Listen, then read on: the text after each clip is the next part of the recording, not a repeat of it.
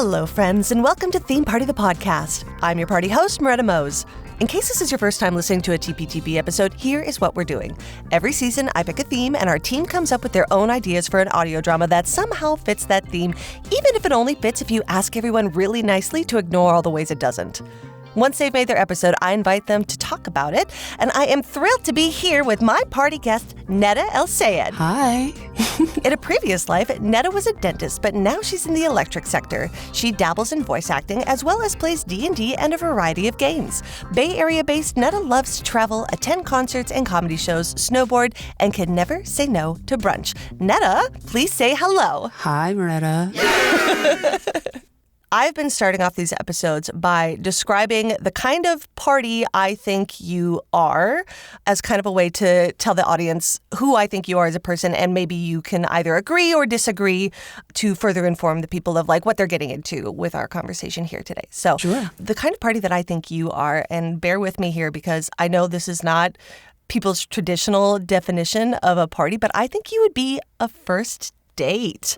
And by that, I mean, I'm imagining that there would be a fabulous meal, and I understand that I have also talked extensively about food with everybody that I have interviewed so far, and that was not on purpose, but it's okay.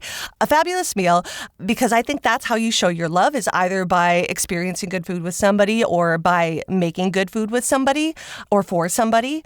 I think also that your first date would involve an adventurous activity or something like that gets you out of the house and moving, either like a hike or snowboarding, as you mentioned, or a concert, as you mentioned, followed by a cozy end to the evening with just like a little bit of like enjoyment of getting to meet this person and celebrate starting whatever the future holds together, or just celebrating like, hey, I don't have to do this ever again, depending on how the date goes. So, Nedda, is that an accurate portrayal or not? I would say yes, because funny enough, I do have a new boyfriend. Yay! And yes, he's on a completely different level, and I'm very happy.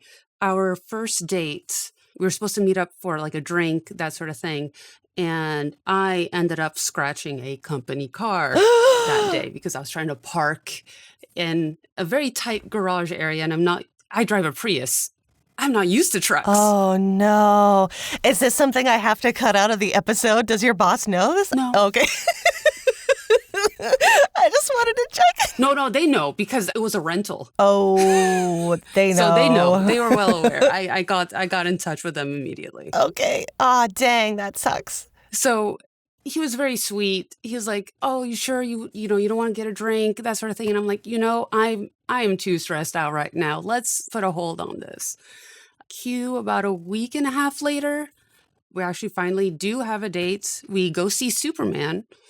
And we had some lovely Thai food after. And it was just really good. We ended up like spending 6 hours together, something like that. Whoa, on a first date? Yeah, no, it was really good. Congratulations. Oh, I love that Twitter-pated phase where you're just like so into each other. Thank And you. I mean, I shouldn't say phase. Some people are probably just Twitter-pated all of the time. That must be amazing.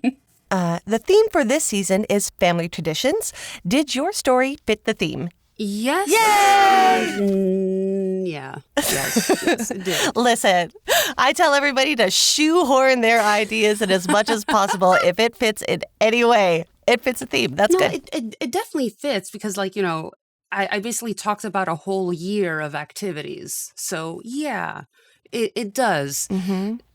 Is it necessarily family?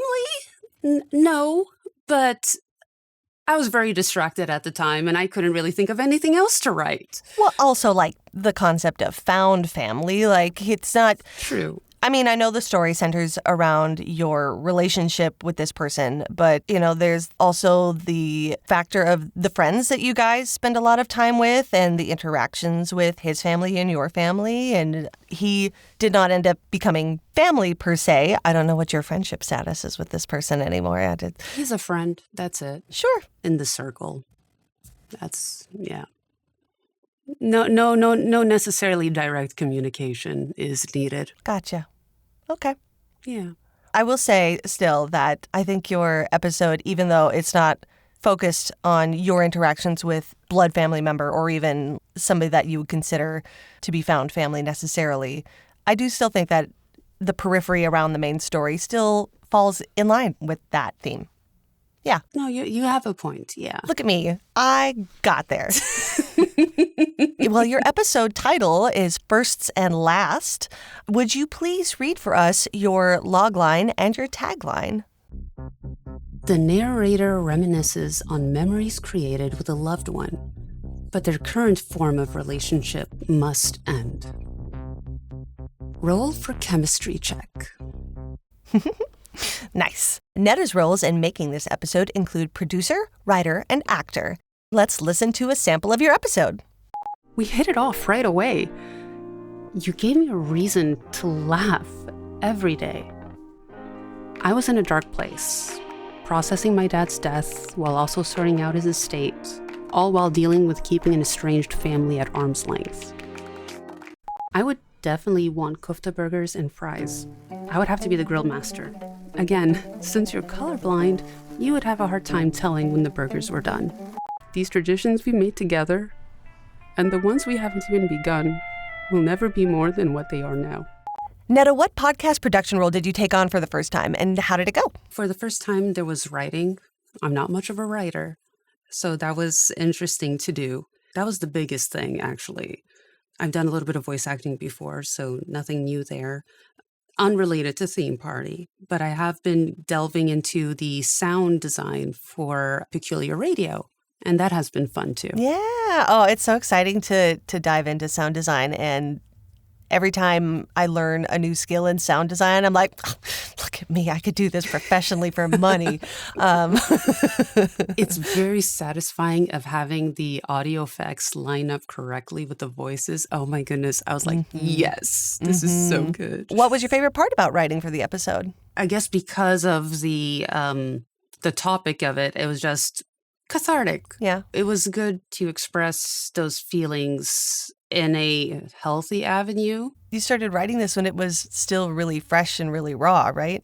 Oh, yeah. No, my original plan was to write about like Ramadan and the Eids and like how it is in comparison between like the US and in Egypt. And I was just very, very distracted by this breakup. So that was all I could think of. We'll have to have you back for another episode in the future so we can find out whatever it was you were going to write about for Ramadan and Eid. 'Cause I would love to hear that. That sounds very interesting. Do you want to tell us a little bit about how they're different between the U.S. and Egypt right now? Like, don't give anything away if it's going to be an incredible episode for the future, but... I would say the biggest difference, like out of personal experience, is just it's in Egypt. I have a lot of family there, so it's just a very, very family-oriented event and vibe in comparison to what it was here in the U.S. Because usually it was just our family, so we'd be just going to the mosque, have the prayers there, and get some free candy since we were kids, and some money. My sister and I, there's only a year and a half between us. We have to wear matching dresses. Of course. As it goes. Very classic for little girls. And yeah, that pretty much sums it up for the U.S. more or less. Oh, yeah. I love that. But in Egypt, it was definitely more enjoyable, I would say, just because there's more family people. More extended family. Yeah. How inclusive of extended family are you? Because my family gets together every summer with extended family out to my cousins and like my aunts and uncles and my kids' generation. Right. We do family reunions that like branch out farther down the tree, but it's not as well attended as it used to be. Yeah. And it's certainly not around a special holiday or something. It's, just gathering together at like the local community center kind of thing and having some potluck. So I don't really deal with my dad's side of the family history thing. Mm-hmm. We hang out always with my mom's side. It's basically whenever there's an opportunity, because some of the family members live closer than the others. We tend to like just meet up in the countryside because that's what's easiest for one of the family members. Every so often, maybe at least once a month, we would go down there, spend the weekend at the very least. My mom is always on the phone with her every day. And this is in Egypt or? This is in Egypt. Okay. Yeah. And here in the U.S., we don't have a lot of family members here. Yeah. It's more sparse. Well, it sounds dreamy to have like a bunch of built-in friends to go and visit them for fun family events. Yeah. I will say, though, in comparison to when I was a child, the celebrations now is definitely more lax. We don't really have time to do outings or anything like that. So with some family friends, old family friends, we would get together like on the weekend at the very least of the week of the celebration, just get together, have breakfast and hang out. Oh. So that is wonderful. Well, thank you so much for sharing that. I cannot wait to hear what you intended to write about for your episode. We'll have to come up with a theme that I can work around your your story. Well, speaking of family and gatherings, I think you told me the last party that you hosted was a wedding? Yes. Not me per se. It was my brother's wedding. Well, I didn't I didn't mean to imply that you went to your own wedding. The last party you went to.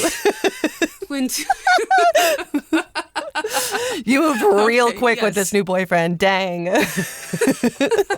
That would be quite the reveal in the, 10 minutes we've been talking about. I mean, let's put it this way. He is very serious. Oh, dang. Okay. Yes. And he has gone kind of all out. Like he's already on his own, starting to learn Arabic. He even signed up for classes. He's met my family. He's met family friends. And how long have you been dating? Oh. What's that giggle for? Well, because I know for a lot of people that it'd be like, oh my God, that's so fast. It's been like now 2 months, 2.5 months. But here's the thing, and this is what really blew me away in his perspective. Because when I was telling him, like, I can't believe that you're actually already learning this or, you're interested in doing this. And he's like, well, because we met over Hinge, you expressed in your profile how this is important to you. So then that means it should be important to me. Whew. So it's like, oh, is that how it's supposed to be? Oh, my. It's like, oh, I didn't know that this is how this works. Awesome. Yeah. Congratulations. Wow. Yeah. All right. Do you want to talk about your brother's wedding or do you want to just talk about planning your own? Oh, no, nowhere anytime soon. But it feels good. It feels good. I'm happy for you. That's wonderful. Thank you. But if you want to go back to the brother's wedding, that was a lot of fun. We went to Egypt for that. What's a wedding like in Egypt? Ooh, so there's a thing, like at the start of a wedding, there's a thing called a zeffa, which you have a bunch of musicians and dancers that show up at the beginning, and they kind of walk the bride and groom across the area to where they're going to be sitting down. Mm-hmm. It's just a whole ceremony thing with a bunch of horns and drums, and it's very enjoyable. After that, the wedding could be as Western or Oriental as you want, essentially, but it's typically very Western. We have the DJ, dance floor, buffet dinner thing. My brother married his childhood sweetheart. They were... Oh! Yeah. I love that. Ah! Yeah, they've known each other since they were kids. And fortunately, finally, she heard back from the embassy. She'll be having her interview so she can come over finally, because they got married earlier on, like on paper, so they can get that paperwork going. Sure. And then we did the full celebration last May. Wow. Yay. Well, what a happy ending. Married your childhood sweetheart and she gets to come live with you. It's been a process. Oh, man. Well, I'm glad it's working out. That's good to hear. Yeah. Congratulations to your brother and his beautiful bride. Pretty much opposite of a wedding to your childhood sweetheart. What is your opinion on surprise parties? And has anybody ever thrown a surprise party for you, or have you ever thrown a surprise party for someone else? I think surprise parties can be pretty fun, but you got to time or know what kind of mindset that the person who's getting surprised. That is the key point. You don't want to have them come in and having a very bad day at work and then suddenly be surprised with a bunch of people when all you want to do was wind down and shut down. Or even, I like surprise parties. Agreed that you have to be mindful of somebody's mindset for the day and if they're going to be interested in this. I also don't like surprise parties where people are led to believe that everyone has forgotten about their birthday leading up to that. Because that is cruel. Why make somebody feel like they have no friends? Yeah. And then, surprise, you're not a loser. That's so sad. That didn't even cross my mind of the fact that, even friends would pretend. Like, I know that happens, but in my head, it was just like, okay, everybody's here, surprise. But not even the mindset of actively being like, oh, is it today? Well, what's happening today? No, that did not cross my mind. I would like to think that people involved with participating in or planning surprise parties would work around that and not make that the situation. But I think it has to happen sometimes, right? Like where people plan a birthday surprise on the day and everybody is trying to be hush-hush about what the actual plans are and being probably pretty flaky about celebrating in other ways. And yeah, I mean, I guess as you get older, like birthdays also don't feel as important unless it's like a milestone birthday kind of thing. So maybe it's not that big of a deal then. That's true. But man, if I were 13 and none of my friends did happy birthday, oh God, and surprised me, I would be devastated. That's trauma right there. Yeah, you carry that forever. Yeah. To answer your other questions, I've been a part of one or two surprise parties back in the day, like during the college years, essentially. I was never the planner, just participant and helped with it after the fact. I've never actually had a surprise party. Would you want a surprise party? I think it would be interesting to try it, but I mean, it's not something that's like, I must have this. I think it would be, how would I say this? It's like, the concept is nice because then it's like, oh, people do care kind of thing. Yeah. The extra effort it takes to keep that secret is nice. And the masterful deception, I don't know if somebody's going to be good at sneaking around. I don't know what the redeeming qualities are of someone who can throw a good surprise party, except that, hey, that's neat that you lied to me like that, and it was for good reasons, I suppose. Yeah. Wow. That's valid. I don't even know where to go from this. Anyway.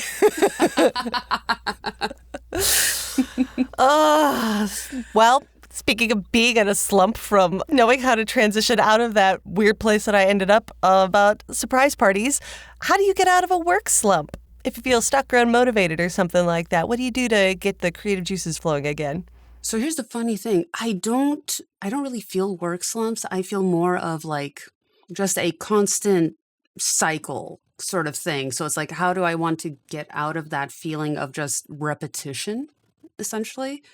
I usually tend to do something that I don't usually do. So it's like, okay, you know what? I'm going to go to the movies, or I'm going to go take a walk, or I will tour the city sort of thing. Like I need to do something out of the normal to break things. So more like a life slump than a work slump. Yeah. It's like getting out of the rut. Yeah, because this is kind of bullshit of me to say. I don't know if I could say that, but you said it. I said it. Doesn't matter. All right. All right. This is kind of BS for me to say, but I gotta bleep. It's fine.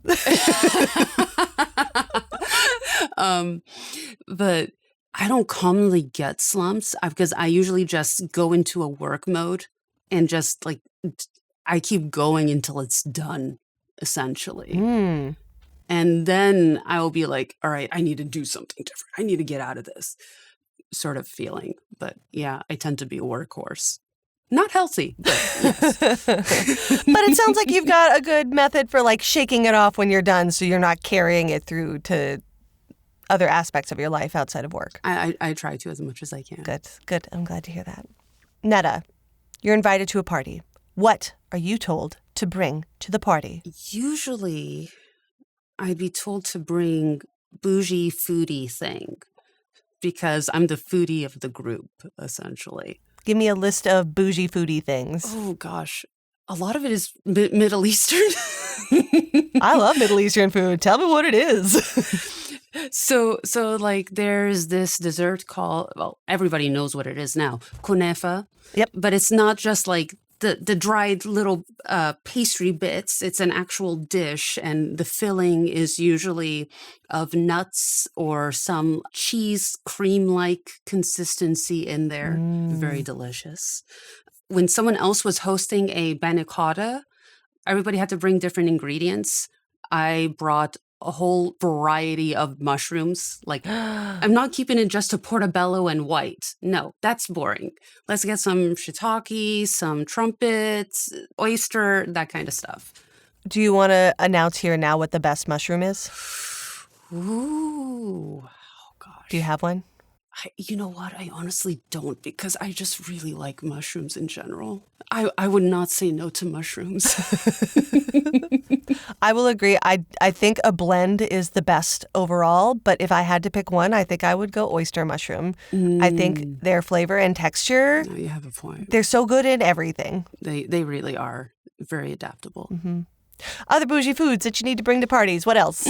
Well, my mom kind of makes some of it, but then I finish it off. Something called mashi. That's an Egyptian dish. It's something stuffed with rice. So in this case, there's cabbage rolls, grape leaves, zucchini, eggplant, peppers.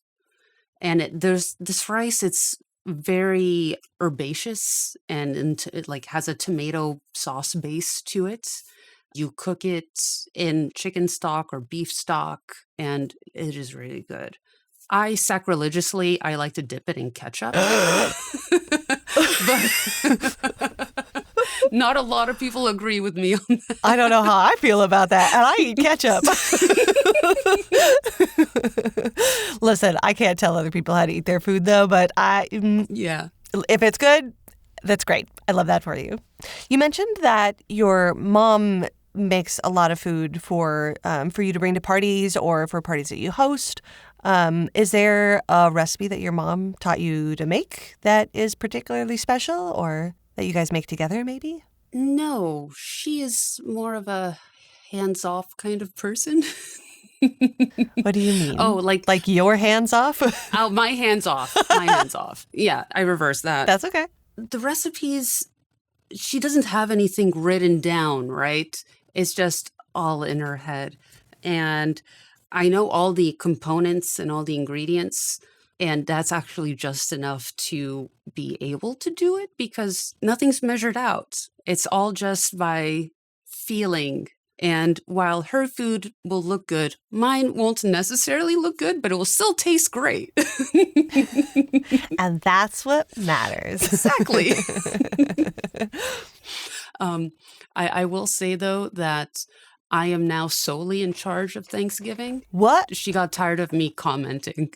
Do you do an American-style Thanksgiving or? American, 100%. So you're cooking the turkey and the potatoes and the stuff? Everything. Dang. That's a big responsibility. Congratulations for having that bestowed upon you. And also, I'm sorry that you've had that bestowed upon you. You know what? Actually, I don't feel bad about doing it. I look forward to it because it's like, oh, I made this. And it's better than what you would have ever done. Ha. Scandal. What were you unsatisfied with in your mom's interpretation of Thanksgiving? Oh, she did a typical American style too, but it's like, oh, the bird is maybe a little bit dry, or the cranberry sauce is a little bit too sweet. You know, maybe you should add some orange to it, and she got kind of fed up, and I'm like, all right, I'll do it. And I immediately got myself like, you know, one of those injectable things for the turkey. So yeah, that the giant turkey syringe. Yeah, I just went all out, and she has no complaints. I can say that much at least. You know what? For making you be hands off in her kitchen to entrusting you with all of Thanksgiving, that is a huge leap, and we'd love to see growth. We love to see a comeback story. That's good. After telling us about all these bougie foods that you're responsible for, can you tell us what poor man's cranberry juice is? Oh, Okay, so this is this is hibiscus and tamarind boiled together, essentially. So it's like an herbal tea, but you just add enough sugar because tamarind adds a bit of tartness to it, Mm-hmm. and the hibiscus gives that kind of floral, fruity note. So with the sugar, it just kind of ties it all together, and it is truly the poor man's cranberry juice. I don't think of cranberry as being a rich man's drink. No, fair. Okay, so fair point. When I say that, so okay, when I said that, it's kind of more in reference to when I was living in Egypt, Oh. because cranberries are not very common there. Mm-hmm. Like the only kind of cranberries I've ever seen is ocean mist jelly. That is it. I make my own cranberry sauce every year for Thanksgiving. I still like the stuff out of the can. I will eat that 100% if somebody is serving it. So. Oh, no. Well, I mean, we did eat it. I mean, but the thing is, it's like, it's the only thing there. It's like cranberry juice does not exist, essentially, unless you're buying something from a supermarket that has foreign foods, which is extremely expensive in comparison to regular food. So hence why the term of poor man's cranberry juice, because it was a very good comparison to that. Gotcha. And can you tell me how poor man's cranberry juice fits the theme of your episode? You can keep having good thoughts, good things happening, but if there's no real substance, because hey, you'd rather have the cranberry juice, right, over having the poor man's cranberry juice, right? Let me just have the real thing. It's a lot less work. It's a lot of less work. Yeah. Exactly. I think, yeah, that would be its comparison to it. It's just, not saying that obviously anybody hearing the episode will know it's not all bad. But it's not all good either. And I guess it's just in comparison to all the time and effort, and the outcome was poor man's cranberry juice. Yeah. When you really wanted the cranberry juice instead and just couldn't get that. Wow. I'm kind of blown away. Yet I have to keep talking. I guess thankfully we're coming to the end of the episode, so I won't have to keep talking for long. Nedda, it's been a pleasure chatting with you. But before we go, could you please tell the people what you're promoting or celebrating right now, if anything? Not promoting anything in particular. Halloween is around the corner, so I'm looking forward to that very much. If anybody was in Vegas this past weekend to see When We Were Young, you guys rock. This past weekend being mid-October, because this episode is coming out in November. That is correct. Thank you. No problem. I doubt that they're having multiple versions of that concert repeating weekend to weekend. That would be something. Oh my goodness. A residency? I know, right? One can wish. Your promo got me thinking, though. You do talk about Halloween in your episode. Is there a costume planned for this year? Yes, there is. Oh. My boyfriend and I, we're going to a Halloween party this Saturday, actually. And we are going as very bad Hawaiian tourists. So we have like the typical red flower t-shirt, the khaki shorts. If you notice in the corner, I got some lays there, a bad hat. My boyfriend is going to have all right, I'm going to have to say, he is very white. He's going to have like some white face paint on the nose for the sunscreen. Yeah. He even got coconut cups. Too. For like your drinks. Amazing.